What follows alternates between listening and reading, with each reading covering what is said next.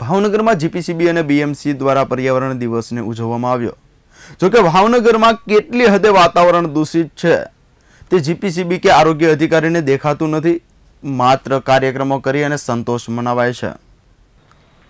વિશ્વ પર્યાવરણ દિવસ 5મી જૂનના રોજ ઉજવાય છે, જે અંતર્ગત ભાવનગર મહાનગરપાલિકા તેમજ અન્ય તાલુકાઓમાં પણ રેલી કાઢી સ્વચ્છતા જાળવવા તેમજ પર્યાવરણને બચાવવાના નારા સાથે રેલી કાઢવામાં આવી છે। સાથોસાથ આ વર્ષે સૂકા તેમજ ભીના કચરા માટે અલગ અલગ કલરની કચરાપેટીને વિતરણ કરાઈ છે। હાલ ભાવનગર મહાનગરપાલિકા દ્વારા મોતીબાગ ટાઉન હોલ ખાતે વક્તૃત્વ સ્પર્ધા તેમજ ચિત્ર સ્પર્ધાનું આયોજન કરાયું, જેમાં બાળકોએ પોતાની ભાષામાં પર્યાવરણને બચાવવાની વાતો કરી હતી। સાથે અમુક બાળકોએ વૃક્ષોના વેશ ધારણ કરી સંદેશો આપી રહ્યા હતા, તો વળી સાથે અમુક બાળકો પોતાની કલ્પનાને કાગળ પર ઉતારી પર્યાવરણને બચાવવા લોકોને સંદેશ આપી રહ્યા હતા।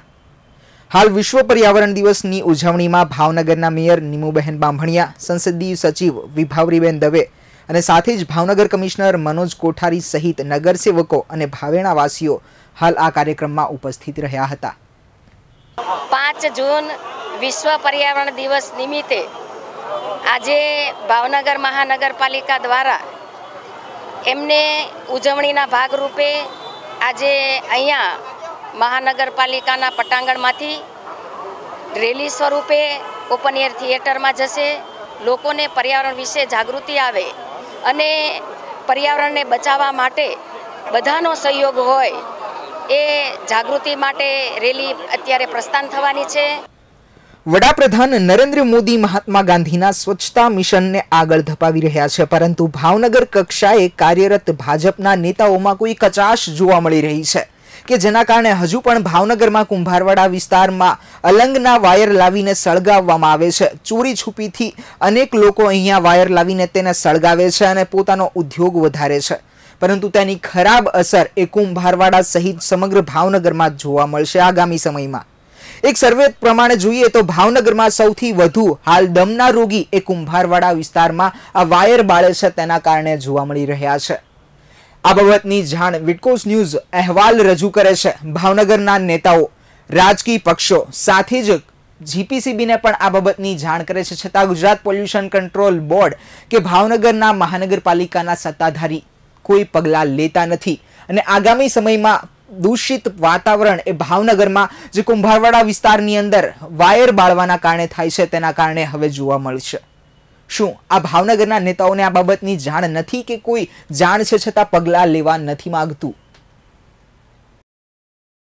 दूसरी बात है कि जो आप पर्यावरण के जतन की बात कर रहे हैं तो भावनगर में जो अलग में जो वेस्ट निकलता है वो पूरा का पूरा यहाँ भावनगर का एक इलाका है कुंभारवाड़ा एरिया, उसमें जलाया जाता है। हमने मीडिया की ओर से जो प्रयत्न किया तो उसका जाहिरनामा भी बाहर पड़ा, मगर उसके बाद भी उसकी कोई अमलवारी नहीं हो रही। रात को रोज जो केबल जलाते हैं वो कितना नुकसान करते हैं वो जानते हैं।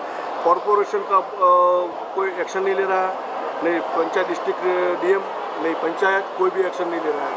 इसका जो जाहिरनामा है वो भी निकाल दिया गया है, तो उसके लिए क्या करना चाहिए? बार बार हमने चैनल के माध्यम से दिखाया, यूट्यूब पे भी जाके केबल जलाते हैं, वो वायर में से कॉपर निकालते हैं, वो एकदम खतरा है। डॉक्टरों ने भी किया है, एक सर्वे के हिसाब से वहाँ इस एरिया में 35% लोग दम के दर्दी है, इस्तेमा के दर्दी, फिर भी एक्शन नहीं लिया जाता। नहीं, इस संबंध में मैं वहाँ दिल्ली जाकर क्या करेंगे? नहीं, इस संबंध में मैं अपने कमिश्नर साहब से भी बात करूंगा, म्यूनसिपल कमिश्नर साहब से, कि लेकिन दिल्ली की सरकार की तरफ से ये यहाँ पे जो कूड़े से जो कंपोस्ट बनाने का, खाद बनाने का और या एनर्जी बनाने का कार्यक्रम है उसको है लागू करने का प्रोग्राम है, तो जितनी जल्दी हो सकता है इस पे हम कार्रवाई करवाने की कोशिश करेंगे। બીજી વાત કરીએ તો 5મી જૂન 2017ના દિવસે ભીમ અગિયારસ પણ હતી, તો સ્વચ્છ અને સ્વસ્થ ભારતના સ્વપ્ન દેખાડી રહેલા વડાપ્રધાન નરેન્દ્ર મોદીના સ્વપ્નની હાંસી ઉડાડતા હોય તેમ ભાવનગરના નેતાઓ, મહાનગરપાલિકાના સત્તાધીશોને કેટલાક જવાબદાર આરોગ્ય અધિકારીઓની કૂટનીતિના કારણે કાર્બેટયુક્ત કેરીઓ હાલ ભાવનગરમાં અઢળક વેચાઈ છે। હાઈકોર્ટની સખ્ત મનાઈ હોવાના ફરમાનને પણ ભાવનગરના આરોગ્ય અધિકારી આર કે સિન્હાએ ગણકાર્યા વિના હાઈકોર્ટની ઉપરવટ જઈને બેફામ કાર્બેટવાળી કેરી અને બધા ફળો ભાવનગરમાં વેચવા દીધા છે અને હજુ પણ વેચાઈ રહ્યા છે અને જે વેપારીઓ પણ સ્વીકારી રહ્યા છે। સમગ્ર વિશ્વ આજે પર્યાવરણ દિવસ તરીકે ઉજવી રહ્યું છે। સાથોસાથ સૌરાષ્ટ્રની માં ખાસ કરીને ખૂબ જ મહત્વ હોય તેવો ભીમ અગિયારસનો તહેવાર છે। ભીમ અગિયારસનો તહેવાર એટલે કે ગામડા લોક સંસ્કૃતિનો એક તહેવાર કહેવાય। ગામડે ગામડે ઉજવણી થતી હોય છે। વરસાદના વધામણા થાય તે પહેલાંની તૈયારીના ભાગ સ્વરૂપે રાસડા બહેનો લેતી હોય છે, રાસ લેતી હોય છે। આવા ભીમ અગિયારસના દિવસે ગરીબમાં ગરીબ માણસ પણ આ કેરી ખાવાનું ચૂકતા નથી। પરંતુ આજ વિશ્વ પર્યાવરણ દિવસે ચોક્કસ કહેવું પડે કે આ કેરી ભાવનગર મહાનગરપાલિકાના અધિકારીને કારણે કાર્બેટયુક્ત છે, ઝેર છે। આ ઝેર ગામને પીરસવામાં આવી રહ્યું છે। આ જે 20 રૂપિયા કિલોના ભાવની કેરી તાત્કાલિક અસરથી પકાવી, અત્યારે શું ભાવ છે કેરીનો? 70 રૂપિયા કિલો। 70 રૂપિયા। આ કાર્બેટવાળી છે ને? કાર્બેટવાળી કેરી છે ને? આ કાર્બેટવાળી આજે તાત્કાલિક પકાવવા આજ ભાવ સારો મળે ને બધાને વેપારી? તાત્કાલિક નો ભાવ 8 કલાક તો લાગે ને? અઠવાડિયું લાગે। આ પણ સિન્હા સાહેબની ભાષા બોલી રહ્યા છે। 24 કલાકમાં કાર્બેટનું પડીકું મૂકવાથી 12 કલાકમાં પાકતી કેરી હવે ભાવનગર મહાનગરપાલિકાના ભ્રષ્ટ અધિકારીની ભાષા વેપારીઓ પણ બોલવા આવ્યા છે માંડ્યા છે। ચોક્કસ કહેવું પડે કે આ કેરીયુક્ત ઝેર હમણાં જ થોડી વાર પછી મહાનગરપાલિકાના અધિકારી રેલી કાઢે છે, વિશ્વ પર્યાવરણ દિવસની ઉજવણી કરે છે અને લોકોને પર્યાવરણની જાળવણીની વાતો કરશે। પરંતુ આ ઝેરયુક્ત કેરી વેચવા માટે અટકાવવાનો ટાઈમ નથી, કારણ કે આ વેપારીઓ આ ભ્રષ્ટ અધિકારીના ખીચા ભરી દે છે। આપણે ત્યાં કહેવત છે, ખાધું પીધું એ ખંભે આવશે, પણ હવે આગામી પેઢી જ બાળપણથી કાર્બેટમાં પકવેલા નુકસાન કરતા ફળો ખાય છે, દવાઓથી પકવેલું શાકભાજી ખાય છે। તો હવે આમાં બાહુબલી સંતાનો તો ક્યાંથી બની શકે? હાલ આ ખરાબ પરિસ્થિતિ એક ખોરાકમાં ઝેરી દવાઓ ભળવાના કારણે જોવા મળી રહી છે અને વધુ જોવા મળશે, જેનું મુખ્ય કારણ છે ભાવનગરમાં આરોગ્ય અધિકારીઓની લાપરવાહી। ભાવનગર મહાનગરપાલિકાના અધિકારીની મહેરબાનીથી ભાવનગરની અંદર કાર્બેટયુક્ત કેરી, કેમિકલયુક્ત કેળા, કાર્બેટયુક્ત ચીકુ અને પપૈયા પકાવવામાં આવે। હવે ભાવનગરમાં બાહુબલી પેદા થાય તેની આશા કેમ રાખવી? ભાવનગર મહાનગરપાલિકાએ 5મી જૂને પર્યાવરણ દિવસ ઉજવ્યો તો ખરો, પણ ભાવનગરમાં કચરો ઉપાડતા ટેમ્પલ બેલ વાનના કોન્ટ્રાક્ટર ડીજી નાકરાણીએ કરેલા કરોડના કૌભાંડને ઢાંકવાના પ્રયત્નો શા માટે કરી રહી છે? મફતમાં વાપરેલી તેણે સરકારી જમીનનું કરોડ ઉપરનું ભાડું ભૂલાવી બધું જ સમેટી લેવાના પ્રયત્નો ભાવનગર મહાનગરપાલિકાના સત્તાધીશો દ્વારા શું કામ થાય છે, એ હજુ સળગતો પ્રશ્ન ભાવનગર મહાનગરપાલિકામાં જોવા મળી રહ્યો છે। ગરીબના ઝૂંપડા બાળી જમીન ખાલી કરાવી અમીરોને સરકારી જમીન મફતમાં વાપરવા દેવી, આ ભાવનગરમાં સામાન્ય વાત સત્તાધારી પક્ષમાં જોવા મળી રહી છે, ખરેખર ટીકાસ્પદ છે।